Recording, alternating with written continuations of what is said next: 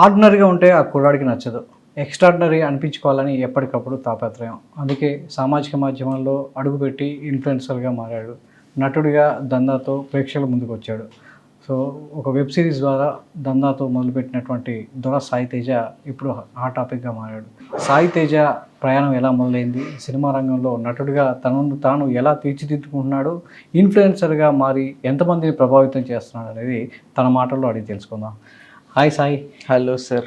So నీ పేరులో ఉన్నట్టే దొర సాయి తేజ. సో దొరగా మారాలని ఈ దందా మొదలెట్టావా? అసలు ఏంటి సాయి? ఈ ఆపర్చునిటీ లైక్ ఇప్పుడు ప్రయాణం కాదు, 2016 సంథింగ్ అరౌండ్ అప్పుడు స్టార్ట్ చేస్తే ఇప్పటికీ దందా వరకు వచ్చింది. ఎలా మొదలైంది అసలు నీ జర్నీ? ఎక్కడి నుంచి స్టార్ట్ చేసావు? సో ఏం చదువుకున్నావు? ఇలాగ బేసికలీ నేను డబ్బింగ్ ఆర్టిస్ట్గా ఫస్ట్ ప్రయాణం మొదలుపెట్టా. డబ్బింగ్స్ చెప్తున్న తరుణంలో మెల్లిగా చైల్డ్ ఆర్టిస్ట్ నుంచి యాక్టర్గా ఈ ప్రాసెస్లో ఈ కాంటెంట్ క్రియేషన్, యూట్యూబ్ జర్నీ ఇదంతా స్టార్ట్ అయ్యి కాంటెంట్ క్రియేటర్గా మారి సో ఇలా ఈ జర్నీ అంతా మొదలైందనమాట. సో ఫస్ట్ అయితే ఇనిషియల్లీ డబ్బింగ్ ఆర్టిస్ట్గా స్టార్ట్ అయ్యింది. Very next come back to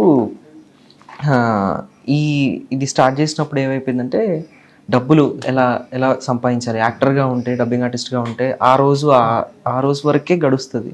అలా కాదు, మనకంటూ ఉన్న టాలెంట్కి ఏం చేయాలనుకున్నప్పుడు ఈ యూట్యూబ్ ప్లాట్ఫామ్ కనిపించింది. ఇక్కడ డాలర్స్లో వస్తాయంట అనేది కాన్వర్సేషన్. ఎలా ఎలా ఎలా అని చెప్పి దాన్ని ఎతికి దాన్ని ఛేదించి అది ఏంటి అని తెలుసుకొని ఆ గైడ్లైన్స్కి తగ్గట్టుగా కంటెంట్ ఎలా క్రియేట్ చేయాలనడానికి ఒక 2-3 years పట్టింది. తర్వాత ఇంకా అర్థమయ్యి దాంట్లోకి డైవ్ చేయడం స్టార్ట్ చేసాం. అంటే డబ్బింగ్ ఆర్టిస్ట్గా మొదలు పెట్టక ముందు అసలు నువ్వు ఎక్కడి నుంచి వచ్చావు సిటీకి? మీ హైదరాబాద్ అయినా? మీ అమ్మ నాన్న ఏం చేస్తుంటారు? ఎందాక చదువుకున్నావు? నాన్న కూడా ఇక్కడే ఈ టీవీలోనే ఆయన కూడా వర్క్ చేశారు. ఉషా కిరణ్ మూవీస్లో డిస్ట్రిబ్యూషన్లో ఉండేవాళ్ళు ఒకప్పుడు. సో సినిమాలన్నీ చూసి కథలు రాయడం, కథలు డిస్ట్రిబ్యూట్ చేయడం ఇవన్నీ చేసుకుంటూ ఉండేవారు. అలా ఆయన డబ్బింగ్ చెప్తూ యాక్టర్ అవ్వాలని చెప్పి వచ్చారనమాట.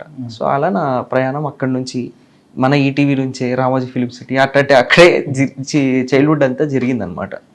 So later on coming back నేను mass communication and journalism finish చేశాను. రిలేటెడ్ టు ఈ దానికి తగ్గట్టుగా ఉండాలి, రిలేట్ అవ్వాలి అని అలా ఇంకా స్టార్ట్ చేసామన్నమాట. సో అట్లా చైల్డ్హుడ్ అంతా స్టార్ట్ అయింది. అక్కడ డబ్బింగ్ ఆర్టిస్ట్గా నా వాయిస్ నా ఏజ్ గ్రూప్లో ఉన్న వాళ్ళు తక్కువ మంది ఉండడం, నా వాయిస్ ప్రతిదానికి ఎలిజిబుల్ రావడం, అప్పుడే తెలుగు చదవడం రాయడం నేర్చేసుకోవడం చాలా ఈజీ అయిపోయింది అనమాట. డబ్బింగ్ ఆర్టిస్ట్గా ఏ సినిమాలు వర్క్ చేశారు? మనకి ఫస్ట్ స్టార్ట్ చేసింది అయితే అడవి రాముడు అని చెప్పి ప్రభాస్ గారి సినిమా 2004లో వచ్చింది. దాంట్లో చైల్డ్హుడ్ హీరో నుంచి స్టార్ట్ చేసి రీసెంట్ టైమ్స్లో వచ్చిన నెట్ఫ్లిక్స్లో స్ట్రీమ్ అవుతున్న ఆల్మోస్ట్ అన్ని వెబ్ సిరీస్లకి చెప్తారు అనమాట. ఎలైట్ అని, క్లాస్ రూమ్ అని.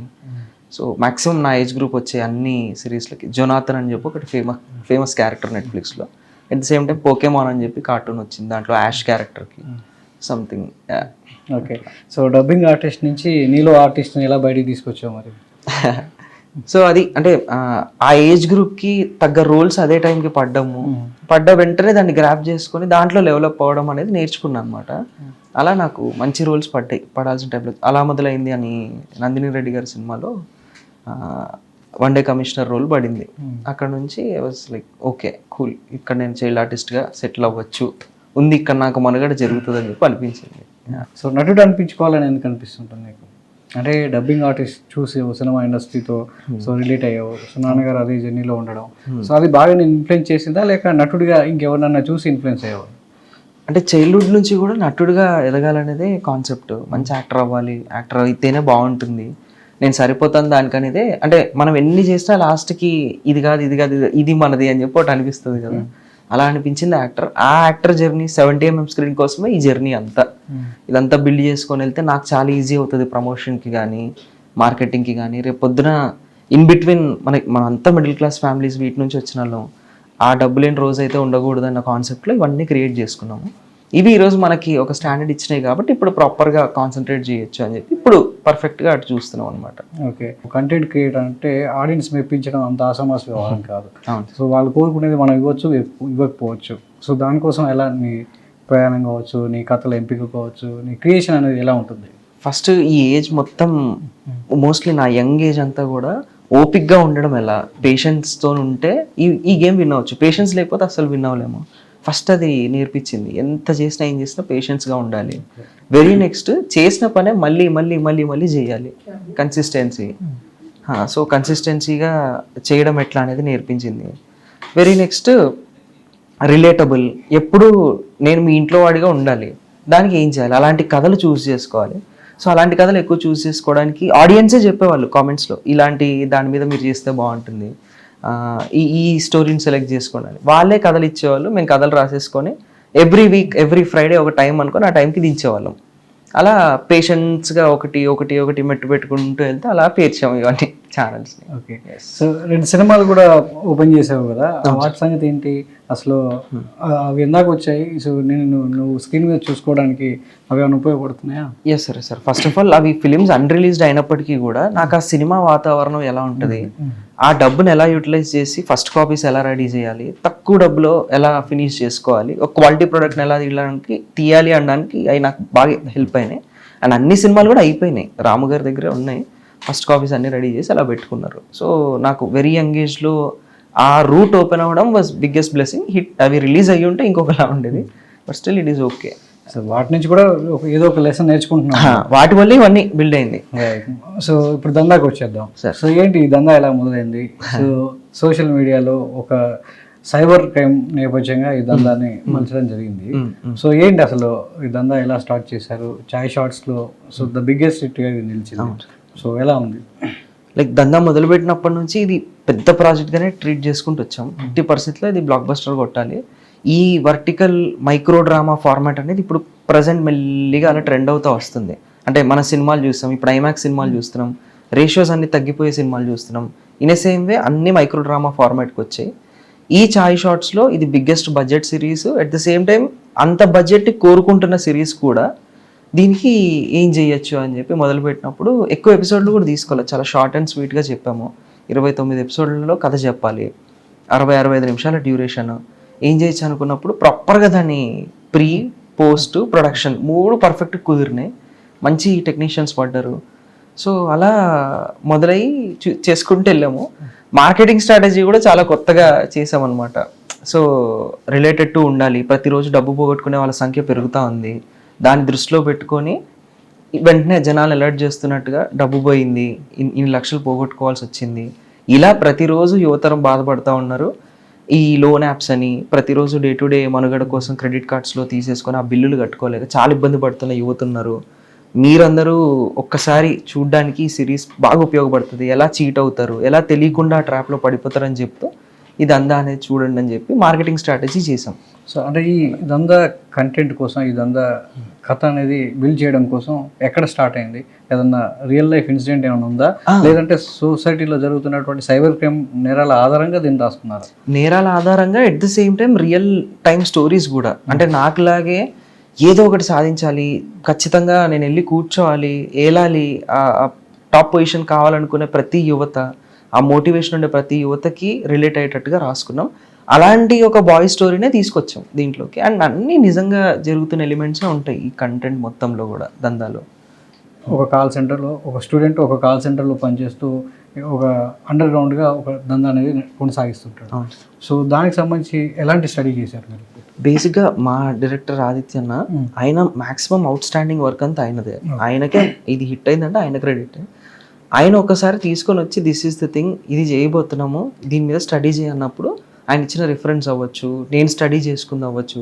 ఓకే, ఈ క్యారెక్టర్ రిప్రజెంటేషన్ ఇలా ఉంది, వీడికి తల్లిదండ్రులు ఉండరు, ఒకటే కసి డబ్బు సంపాదించాలి, ఎదగాలి, ఎత్తుకు పై ఎత్తు వేసుకుంటూ వెళ్ళే క్యారెక్టరు, అన్నీ అబ్జర్వ్ చేసుకొని వాడిని మూవ్ చేసుకుంటాడు. కూల్. నా రియల్ లైఫ్కి నేను ముందరికి వెళ్ళడానికి కూడా అలాంటి స్టెప్స్ తీసుకున్నట్టుగానే అనిపించింది క్యారెక్టర్. సో అరవింద్ అనేది పర్ఫెక్ట్గా నాకు సూట్ అయ్యేదని చెప్పి నేను పిక్ చేసుకున్నాను అనమాట.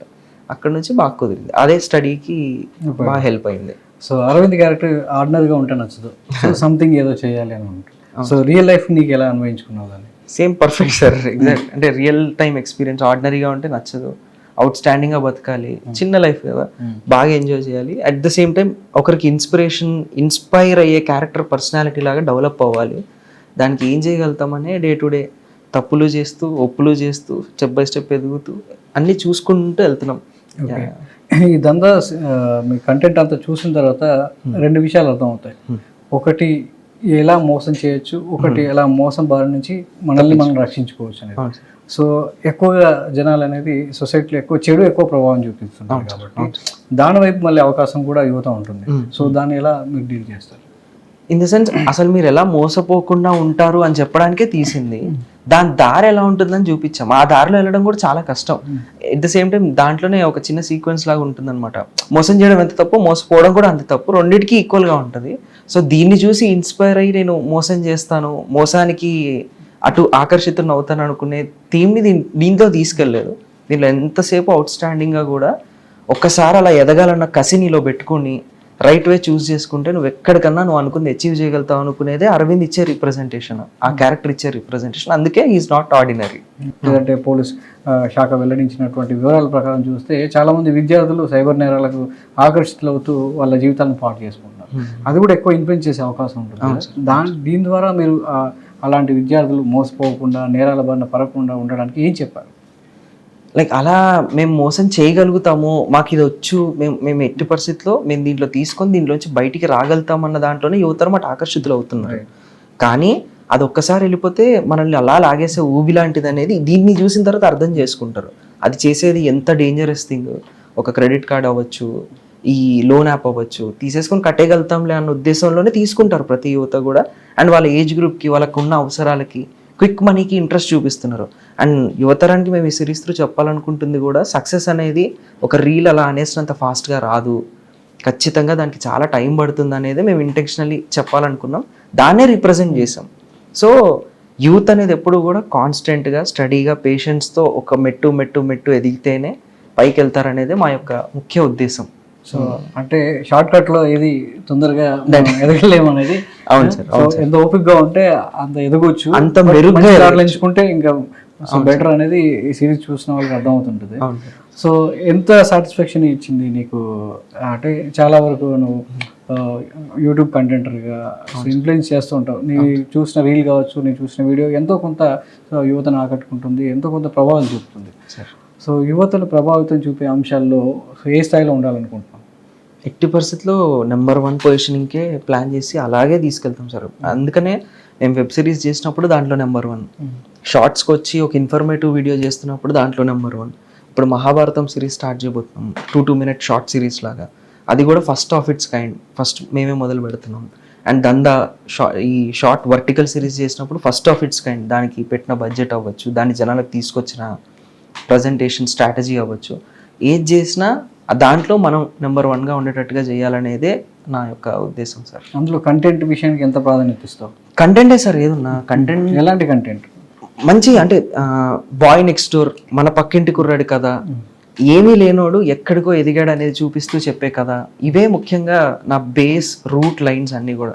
చేసే కథలన్నీ అలాంటివే. ఒక చిన్న ఫోటోగ్రాఫర్, వెడ్డింగ్ ఫోటోగ్రాఫర్ ఎలా ఎదిగాడు అదొక స్టోరీ. సిద్ధు బీకామ్ అని చెప్పి చేసాము, 100 million సిరీస్. అది బ్యాక్ బెంచర్, ఒక స్కూల్లో ఉండే అబ్బాయి, ఆడు చదువుకుంటూ ఆడుతూ పాడుతూ ఆడి జీవితంలో వచ్చే స్ట్రగుల్స్ అన్నీ నిన్ను నువ్వు చూసుకున్నట్టుగా అనిపిస్తూ ఉంటుంది స్కూల్లో ఉన్న వాళ్ళందరికీ. అలాంటిది ఇంటర్మీడియట్ స్టోరీస్, ఏది చేసినా రూటెడ్ గ్రౌండ్ లెవెల్ నుంచి వచ్చే వాళ్ళ కథలే చూపిస్తావు అనమాట. నిన్ను నువ్వు వెండితెర మీద చూసుకోవడానికి ఈ మార్గాన్ని ఎంచుకున్నావు. ఒక యూట్యూబ్ కంటెంటర్గా, ఒక క్రియేటర్గా, సో ఒక ఇన్ఫ్లుయెన్సర్గా మారు. సో చక్కగా ఒక్కొక్క మెట్టు ఎక్కుతున్నావు. కానీ ఎక్కే క్రమంలో సో నువ్వు అధిగమించినటువంటి అవరోధాలు ఏంటి? పోయిన సంవత్సరం సౌత్ ఇండియాలో బిగ్గెస్ట్ ఛానల్ సార్ మాది, 56 లక్షల సబ్స్క్రైబర్లు ఉన్నారు. అది ఒక్కటి లీగల్ డిస్ప్యూట్లో ఉండిపోయింది. దాన్ని అలాగే వదిలేసి మళ్ళీ 0 నుంచి మొదలుపెట్టి 13 లక్షల సబ్స్క్రైబర్స్ ఉన్న ఛానల్ని, 22 లక్షల సబ్స్క్రైబర్లు ఉన్న ఛానల్ని రెండింటిని బిల్డ్ చేసాం. వాటికి మళ్ళీ ఫేస్బుక్, ఇన్స్టాగ్రామ్, స్నాప్చాట్, ఎక్కడెక్కడైతే ఆదాయ వనరులు ఉంటాయో వాటన్నిటిని ఒక దగ్గరికి తీసుకొని వచ్చి ఈ ఎంపైర్ అంతా క్రియేట్ చేసి ఈరోజు 10-15 మందికి పైగా ఎంప్లాయ్మెంట్ని ఇవ్వగలుగుతున్నాము. సో ఇదంతా చేయడానికి అవన్నిటిని పోగొట్టుకుంటేనే మనకి వెలుతురు కనిపిస్తుంది అన్నట్టుగా, అటన్నిటిని పోగొట్టుకున్న తర్వాతే మంచి బ్రైట్ ఫ్యూచర్ వచ్చింది. లాస్ట్ ఇయర్ నుంచి అంతా స్టార్ట్ చేసాం, సినిమాకి మెట్టేసుకుంటున్నాం ఇప్పుడు. ఒకవేళ అవి పోకపోయి ఉండుంటే, ఒకవేళ ఆ డౌన్ఫాల్ అనేది లైఫ్కి రాకపోయి ఉండుంటే ఖచ్చితంగా సినిమా వైపు అడుగు ఇంకో 2-3 సంవత్సరాలు డిలే అయ్యి ఉండేది. ఎందుకంటే సోషల్ మీడియా అనేది ఎప్పుడూ ఒక లూప్ సైకిల్, తిప్పుతానే ఉండాలి, పెడతానే ఉండాలి, మనం కంటెంట్ చేస్తూనే ఉండాలి. కానీ ఎప్పుడో ఒక పాయింట్లో అబ్బా మన సినిమాలో కోసం కదా మొదలైంది, చాలు కదా చాలా చేస్తాం, ట్రెండింగ్ 1లు, నెంబర్ ఆఫ్ మిలియన్ వ్యూస్, చేయంది లేదు ఈ ప్లాట్ఫామ్లో, అన్నీ చేస్తాం, అన్నీ చూస్తాం, వ్యూస్, సబ్స్క్రైబర్స్, ఫాలోవర్స్. ఇప్పుడు ఇది కాదు అనుకునే స్టేజ్ మాత్రం గత సంవత్సరం పడ్డ తర్వాతే అర్థమైంది. అనుకున్నట్టుగానే పడిన వెంటనే మళ్ళీ లెగడానికి ఆ ఎనర్జీ ఇచ్చింది కూడా మళ్ళీ సబ్స్క్రైబర్స్, ఫాలోవర్స్, మంచి వెల్ విషర్స్ అందరూ. అలాగే మళ్ళీ ప్రయాణాన్ని ముందుకు తీసుకొచ్చి ఇప్పుడు స్టెప్ 2కి వెళ్ళబోతున్నాం సార్. Okay sir. ఇప్పుడున్న కుర్రాళ్ళు ఏం చేస్తున్నారు, అనవసరంగా టైం వృధా చేసుకుంటున్నారు అని చాలామంది ఉంటారు. దానికి ఇంకో కోణంలో మిమ్మల్ని మీరు బిల్డ్ చేసుకుంటూ చాలామందిని ప్రభావితం చేస్తున్నారు సార్. సో ఈ రెండింటిని చూస్తుంటే ఏమనిపిస్తుంటుంది? చాలా హ్యాపీగా అనిపిస్తుంది సార్. అంటే మా కుటుంబ పరిస్థితులని మేము అర్థం చేసుకోగలిగామని చెప్పి ఒక పాయింట్లో అనిపిస్తుంది. ఏజ్కి తగ్గ పనులు కాకుండా అన్నిటిని పక్కన పెట్టి ఇంకో 10 సంవత్సరాలు ఏజ్ పైన వేసుకొని అన్ని పనులు చేసుకుంటూ వచ్చాం. ఎందుకంటే ఈ పరిస్థితి ఏదైతే మేము అంతా చూసి వచ్చామో, మా తల్లిదండ్రులు కానీ మా మా బ్రాటప్ అంతా కూడా ఏదైతే జరిగిందో చాలా చిన్న స్థాయి, చాలా చిన్న ఇల్లు, చిన్న సెటప్, రెంట్ కట్టడానికి కూడా ప్రతి నెల ఇబ్బంది పడే రోజులు, కాలేజ్ ఫీజులు కట్టుకోవడానికి ఇబ్బంది పడే రోజులు. ఇది మా నాన్నగారి వరకు ఓకే, ఇక నుంచి మనకి రాకూడదంటే ఏం చేయాలన్నప్పుడే ఈ అడుగులు, ఈ ఆలోచనలు ఇవన్నీ వచ్చి చాలా పెద్దగా ఏదో ఒకటి చేయాలి, ఖచ్చితంగా ఇది నన్ను ఇన్స్పైర్ చేయాలి, నా తర్వాత తరాన్ని మార్చాలి, ఎట్ ద సేమ్ టైం నాతో పాటు నా ట్రావెల్ అవుతున్న వాళ్ళందరూ మారాలి. ఎట్లా మనం ఈ పరిస్థితిని మార్చగలుగుతాం అనుకున్నప్పుడే ఈ డిజిటల్ వేవ్ స్టార్ట్ అవ్వడము, దాంట్లో మాకు ఒక దారి దొరకడము, అలా దాంట్లో ఈదుకుంటూ 70 mmకి అడుగులు వేసుకోవడము. ఈరోజు ఎలా అయితే యూట్యూబ్లో ఈ వ్యూస్ చూస్తున్నామో రేపు పొద్దున బుక్ మై షోలో అలా టికెట్లు బుక్ అవ్వడాన్ని చూడాలి అనేది మా పాయింట్ ఆఫ్ ఐడియాలో పెట్టుకొని we're going ahead sir. Okay. మరి నీకంటే పెద్దవాళ్ళతో ఫ్రెండ్షిప్ అనేది నీకు ఎలాంటి లెసన్స్ నేర్పిస్తుంది, వాళ్ళ నుంచి ఏం నేర్చుకుంటున్నావు, అసలు ఆ పెద్దవాళ్ళు ఎవరు? పెద్దవాళ్ళ ఇన్సెన్స్ ఇప్పుడు రామ్ గోపాల్ వర్మ గారు అయ్యి ఉండొచ్చు, ఆయన వల్ల నేను రైటింగ్ నేర్చుకోగలిగాను, ఫాస్ట్గా సినిమా ఎలా తీయాలి, తక్కువ బడ్జెట్లో ఎలా అయిపోగొట్టాలి, మనుషుల్ని ఎలా మేనేజ్ చేయాలి నేర్చుకోగలిగాను. జేడి చక్రవర్తి గారు అవ్వచ్చు, ఆయన దగ్గర డైరెక్షన్ స్కిల్స్ అన్ని నేర్చుకున్నాను, పీపుల్ మేనేజ్మెంట్ నేర్చుకున్నాను. ఇలా ఇప్పుడు మన చాయ్ బిస్కెట్ నుంచి శరత్ అనురాగన్ అవ్వచ్చు, వాళ్ళతో ప్రొడక్షన్ హౌస్ ఎలా డిజైన్ చేసుకోవాలి, ఒక కంపెనీ ఎస్టాబ్లిష్మెంట్ ఎట్లా నేర్చుకున్నాను, నేను పనిచేసి వచ్చిన కంపెనీలో 7-8 సంవత్సరాలు ఛానల్స్ ఎలా మొదలు పెట్టాలి, వాటిని మల్టిపుల్ లాంగ్వేజెస్కి ఒక పెద్ద ఆర్గనైజేషన్, ఒక వ్యవస్థలాగా ఎలా మార్చుకోవాలి అనేది నేర్చుకున్నాను. అండ్ ఇంకొంతమందిని చూసి మనం ఆ తప్పు చేసే లోపే వాళ్ళు చేసేసిన తప్పు చూసి ఓకే ఇది మనం చేయకూడదని చెప్పి నేర్చుకున్నాను. అలాంటివి అవ్వచ్చు సార్. అలా పెద్దలతో ఫ్రెండ్షిప్ చేయడం అనేది అన్ని విధాలుగా హెల్ప్ అవుట్ అయింది, వాళ్ళు రైట్ పీపుల్ అయ్యి ఉండడం వల్ల. అండ్ అక్కడ చెడు మంచి ఉంటాయి, మనకేం కావాలో అది తీసుకొని దాన్నే కింద ప్లాట్ఫామ్ లాగా పెట్టుకొని ముందరికి వెళ్ళాను సార్. ఓకే. మరి 70 mm మీద ఎప్పుడు కనిపిస్తున్నావు, సో దానికోసం ఎలాంటి ప్రయత్నాలు చేస్తున్నావు? ఖచ్చితంగా సార్, కథల ముందు రెడీ చేసుకుంటున్నాం. ఒక 3 సినిమాల కథలు రెడీ అయినాయి, 2 ఓకే చేసుకున్నాము. మ్యాక్స్ టు మ్యాక్స్ వచ్చే సంవత్సరం కల్లా థియేటర్కి హిట్ అవుతాం sir. Okay, all the best Sai Teja. Thank you. మీ కళ నిజం అవ్వాలి, చాలా మందికి మీరు మరింత స్ఫూర్తిదాయకంగా ఉండాలని మనస్ఫూర్తిగా కోరుకుంటున్నాం. Thank you sir. సో విన్నారు కదా దొర సాయి తేజ ప్రయాణం.